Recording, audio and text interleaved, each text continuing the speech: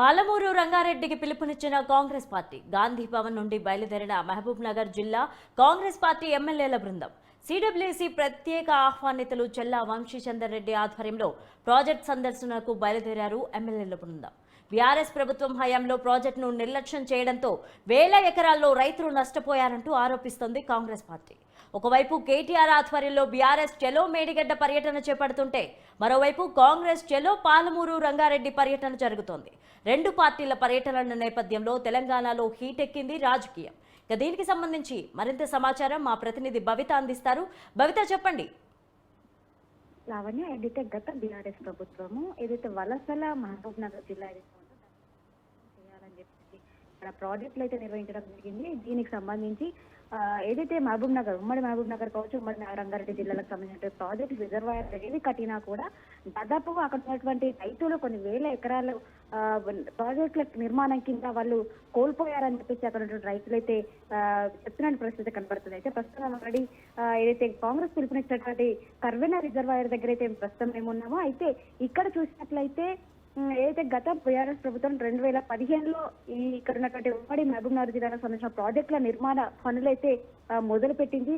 కాకపోతే అప్పటి నుంచి ఇప్పటి వరకు కూడా దాదాపు ఎక్కడ వేసిన వర్క్ అంటే ఎక్కడ స్టార్ట్ అయిన పని అక్కడే ఉన్నట్టుగా మొదటి దశలోనే ఉన్నట్టుగా కనబడుతుంది. కానీ బీఆర్ఎస్ నాయకులు మాత్రము మహబూబ్ నగర్ జిల్లాను సస్యశ్యామలం చేసినాము, వేల ఎకరాలకు నీరు అందించి పంటలు పండుతున్నాయని చెప్పేసి గత పాలకులు చెప్తున్న దాన్ని మాత్రం తిప్పికొట్టేందుకు ఈ రోజు ఏదైతే కాంగ్రెస్ నాయకులు పాలమూరు జిల్లాకు పిలుపునిచ్చారు. ఏదైతే ఉమ్మడి మహబూబ్ నగర్ జిల్లాకు సంబంధించిన రిజర్వాయర్లు ఎక్కడ పనులు పూర్తి చేశారు, ఎక్కడ పంట పొలాలకు నీరు అందుతుంది, ఏదైతే మహబూబ్ నగర్ జిల్లాని సస్యశ్యామలం చేసినటువంటి కేసీఆర్ ఎక్కడ పనులు పూర్తి చేసి పంటలకు నీళ్లు అందుతున్నాయో చెప్పాలని చెప్పేసి సిడబ్ల్యూసీ మెంబర్ అయినటువంటి వంశీచందర్ ఇక్కడ చెలో పాలమూరుకి పిలుపునిచ్చారు. ఇక్కడ మనం చూసినట్లయితే దాదాపుగా ఇక్కడ కేవలం కర్వెన రిజర్వాయర్ సంబంధించి ఇక్కడ దాదాపు 8,300 ఎకరాలు ఈ నిర్మాణానికి కేటాయించినట్టు తెలుస్తుంది. అక్కడ ఉన్నటువంటి బీఆర్ఎస్ ప్రభుత్వం నాయకులు మాత్రం ఇక్కడ భూములను కోల్పోయినటువంటి వాళ్ళకు ఎన్నో హామీలు ఇచ్చి అంటే అంటే భూములు కోల్పోయిన వాళ్ళకి ఇంటికి ఒక ఉద్యోగంతో పాటు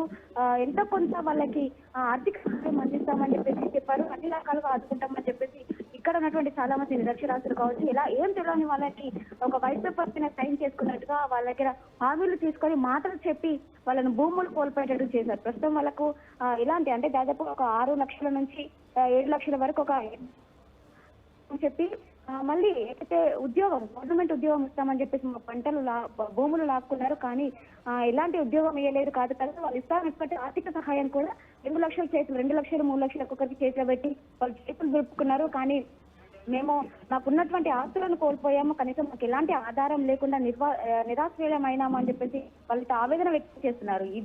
ఇక్కడ ఉన్నటువంటి ప్రస్తుతం ప్రాజెక్ట్ లో పనులు ఎక్కడి వరకు వచ్చాయి, ఇదంతా కూడా అంటే ఏదైతే గత ప్రభుత్వం చెబుతున్నటువంటి మాటలు ఏవైతే ఉన్నాయో, మహబూబ్ నగర్ ని సస్యశ్యామలం చేశాము, పంటలు బాగా పండుతున్నాయి, అక్కడ ఉన్నటువంటి రైతులందరూ కూడా సుఖశాంతులతో ఉన్నారు అని చెప్పేసి అయితే గత ప్రభుత్వం చెప్తున్నారో అవన్నీ ఎక్కడ జరుగుతున్నాయి అని చెప్పేసి చూపించడానికి ఈరోజు కాంగ్రెస్ ప్రభుత్వం పిలుపు ఇచ్చిందని చెప్పేసి క్లియర్ గా అర్థమవుతుంది.